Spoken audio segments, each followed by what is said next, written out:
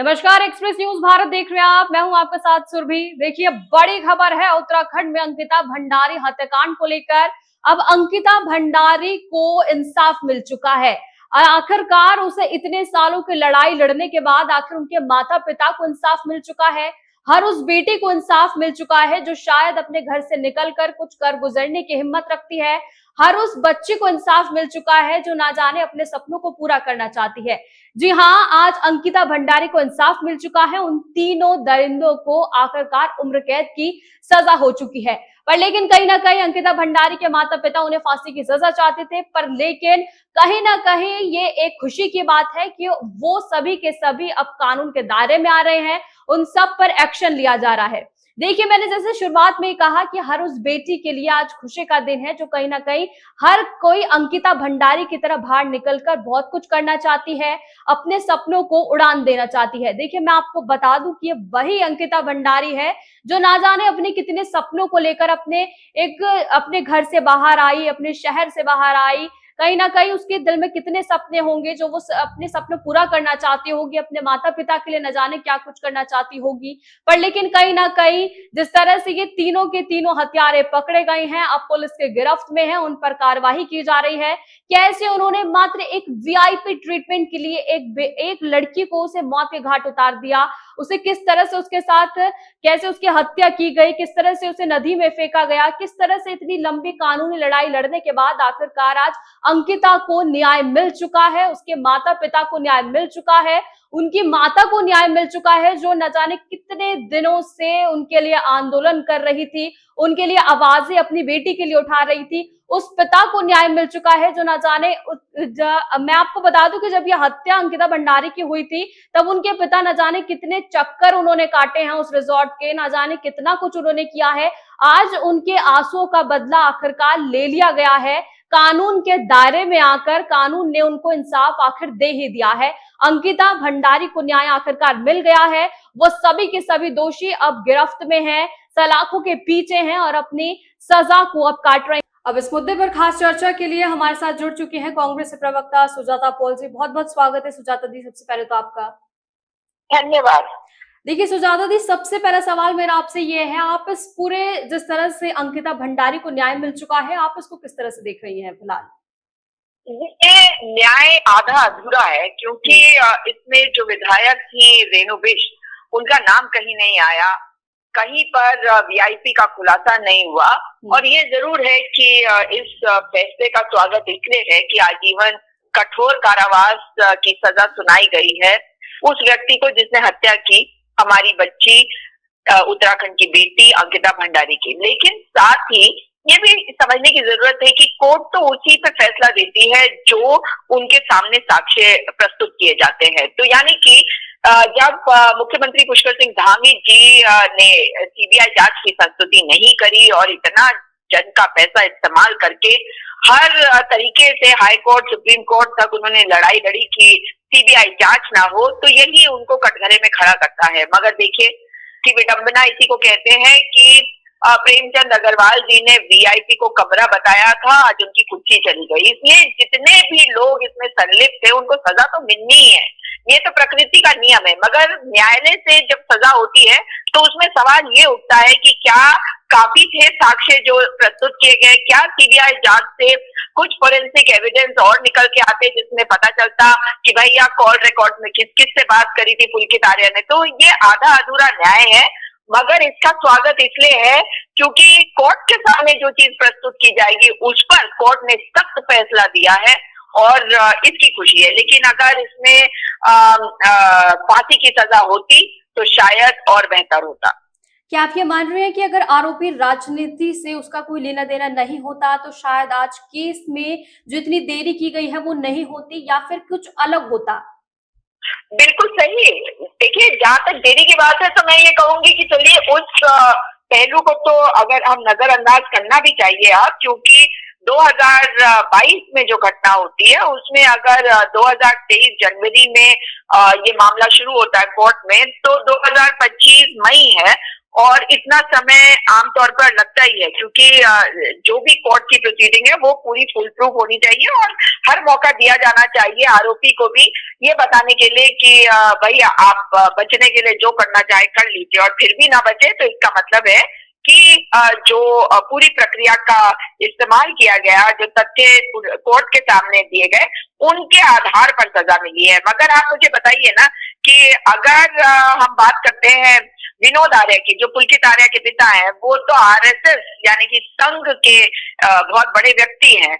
उनके ऊपर बीच में उनके ड्राइवर ने यौन शोषण के आरोप भी लगाए थे, जिसमें उन्होंने शायद समझौता कर लिया, बात खत्म हो गई। उसके अलावा वो और पुलकित आर्य की पत्नी बार बार उस स्थान पे जाते थे जहां पे वनांतरा रिजॉर्ट है, जो दरअसल कैंडी फैक्ट्री के लिए दिया गया था, मगर तब भी कोई रोकता नहीं है। जब कोर्ट ने निर्देशित किया था कि वहां कोई नहीं जाएगा, वहां पे दो दो बार आग लगती है, और जब दो बार आग लगती है तो सवाल ये उठता है कि जहां पे फुल प्रूफ जी, तो मैं यही कहूंगी कि जिस तरीके से अगर आप पूरे मामले को देखते हैं तो विनोद आर्य का बेटा है पुलकित आर्य, इसलिए भरपूर कोशिश करी गई कि भाई मामला जो है उसको फांसी के तख्ते तक न पहुंच जाए, और जो वीआईपी है उसका भी नाम बचाया जाए, फोरेंसिक जांच ना हो और रिकॉर्ड के बारे में बताया ना जाए। उसको क्यों बचाने की इतनी होड़ लगी थी, ये तो मुख्यमंत्री को बताना ही चाहिए। मगर मुख्यमंत्री जी की कुर्सी ज्यादा दिन तक नहीं रहने वाली है, क्योंकि जब एक बेटी को न्याय नहीं मिलता ना, और इस तरह से जिस तरह से हुआ है इस पूरे मामले में, तो उनको उनका न्याय जरूर मिलेगा, इससे पूरा यकीन है। मगर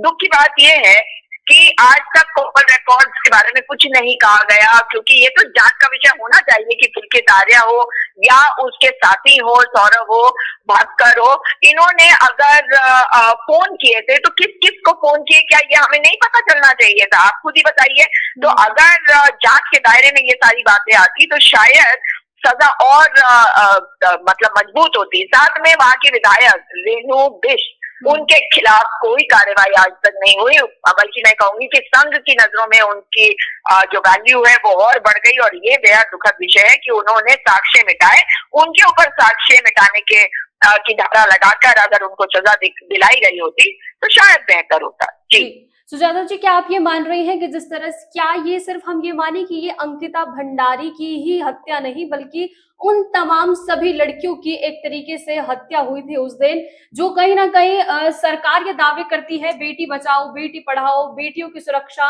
इन तमाम जो बातें कहती रहती है सरकार, कहीं ना कहीं ये पूरी सिस्टम और राजनीति की तरफ से, जहां ये कहा जाता है भारतीय जनता पार्टी की टैगलाइन बन चुकी है बेटी बचाइए, बेटी पढ़ाइए और बेटियों की सुरक्षा, कहीं ना कहीं ये उन सभी बेटियों की हत्या थी। बिल्कुल आपने सही कहा, ये हर उस बेटी के अरमानों की हत्या थी, हर उस बेटी के स्वाभिमान की हत्या थी, जो आज जिंदगी में आगे बढ़कर कुछ स्वयं अपने बलबूते पे करना चाहती है, अपने परिवार के लिए वो सब करके देना चाहती है जो कभी एक जमाने में सिर्फ लड़कों से उम्मीद करी जाती थी। एक बराबरी का समाज, एक बराबरी का जहान बनाने में ये बाधा जरूर बना है। और बेटियों को आप खुद सोचिए कि अगर अंकिता भंडारी के न्याय में जो वीआईपी है उसका नाम नहीं पता चला, और पूरा उत्तराखंड इससे बहुत ही आक्रोशित ही नहीं, बहुत ही जिसे कहते हैं बहुत दर्द में भी है, बहुत दुख भी है हम सबको कि बेटी के मतलब जिस वीआईपी की बात हो रही थी उस वीआईपी का नाम सामने नहीं आया। और जब हम बात करें वीआईपी के, तो साथ में जो साक्ष्य मिटाए गए, अगर उन आरोपियों को देखा जाए तो वो सभी तो पॉलिटिकल थे, वो सब भाजपा से संबंधित थे। तो भारतीय जनता पार्टी के नेता अगर इसमें संलिप्त होंगे तो क्या न्याय पूरा मिलेगा? क्या न्याय आधा अधूरा नहीं है? ये सवाल हर बेटी के मन में उठेगा, और ये हर बेटी के साथ अन्याय हुआ है। और जो डर बेटियों के अंदर भर दिया गया है इसके माध्यम से कि तुम्हारा तो काम ही है कि जैसा पुरुष चाहे वैसा करें, तुम्हारा काम कराओ तो पुरुष के सामने तुम उनकी हवस का शिकार बनने के लिए तैयार रहो। तो ये सारी बातें तो दुख का विषय है ही, और मुझे लगता है कि हमें और ज्यादा मेहनत करनी पड़ेगी ताकि ये अपने मंसूबों में कामयाब ना हो, ये संघी अपने मंसूबों में, ये भाजपा ही अपने मंसूबों पर कामयाब ना हो, और हम बेटियों को सशक्त करते हुए आगे बढ़ते चले जाए। लेकिन हाँ, ये बहुत ही मुश्किल दौर से हम गुजर रहे हैं, इस दौर को पार करना भी बड़ा मुश्किल होगा। माता पिता जो है बच्चियों के उनको ये समझाना कि नहीं, हिम्मत करो और फिर अपनी बेटियों को बाहर भेजो, ये भी मुश्किल होगा। देखिए, आखिरी सवाल और बहुत अहम, जो सब शायद जानना चाहते हो, क्या इस केस ने लड़कियों के अंदर आत्मनिर्भर होने की हिम्मत पैदा की है या डर?